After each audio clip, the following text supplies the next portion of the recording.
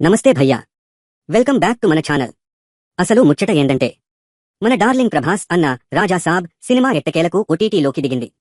థియేటర్లల్ల talk ఎట్లా ఉన్నా ఓటీటీలో మాత్రం మనోళ్లు రచ్చ లేపుతున్నారు.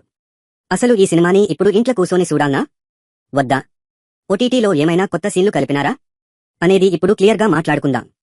ఇంక లేట్ ఎందుకు, పదండి రివ్యూలో పోదాం. ఎక్కడ చూడాలి అంటే జియో సినిమా లేదా హాట్స్టార్. మొన్న ఫిబ్రవరి 6న ఓటీటీలోకి వచ్చింది. సినిమా మాత్రం హారర్ కామెడీ, కానీ కొంచెం మాస్ మసాలా టచ్ ఉంటది. అసలు కథ ఏంది? సింపుల్గా చెప్పాలే అంటే మన హీరో ప్రభాస్ ఒక పెద్ద బంగళాలోకి ఎంటర్ అయితాడు. అక్కడ దయ్యం, కామెడీ, రొమాన్స్ ఇవన్నీ మిక్స్ అయితాయి. డైరెక్టర్ మారుతి మార్క్ కామెడీ ఉన్న హారర్ ఎలిమెంట్ మాత్రం కొంచెం వీక్ అనే అనిపించింది. హైలైట్ పాయింట్స్: ప్రభాస్ అన్న లుక్ భయ్యా, థియేటర్లల్ల మిస్ అయిన వింటేజ్ లుక్ సీన్లు ఓటీటీ వెర్షన్లో యాడ్ చేసినరు అంట. ఇదొక్కటి చాలు మనకు పండగ చేసుకోనీకి. కామెడీ: ఫస్ట్ హాఫ్లో కొన్ని కామెడీ సీన్లు మస్తు వర్కౌట్ అయినాయి. మనోడి టైమింగ్ అయితే కిర్రాకసలు. విజువల్స్, సెట్స్ గానీ లైటింగ్ గానీ గ్రాండ్గా ఉన్నాయి.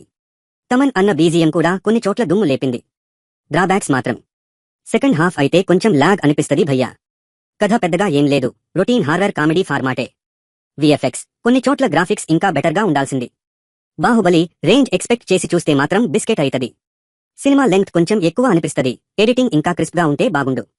బయట టాక్ ఏందంటే ఫ్యామిలీతో ఒకసారి టైం పాస్ కి ఈజీగా చూడొచ్చు. మాస్ ఆడియన్స్ కి నచ్చుతది, కానీ లాజిక్కులు వెతికేటోళ్లకు మాత్రం కొంచెం కష్టమే. జస్ట్ ప్రభాస్ అన్న కోసం ఆ ఎక్స్ట్రా యాడ్ చేసిన సీన్ల కోసం ఒకసారి గట్టిగా చూడొచ్చు. దయచేసి ఆ సబ్స్క్రైబ్ మీద ఒక గుద్దు గుద్దండ్రి.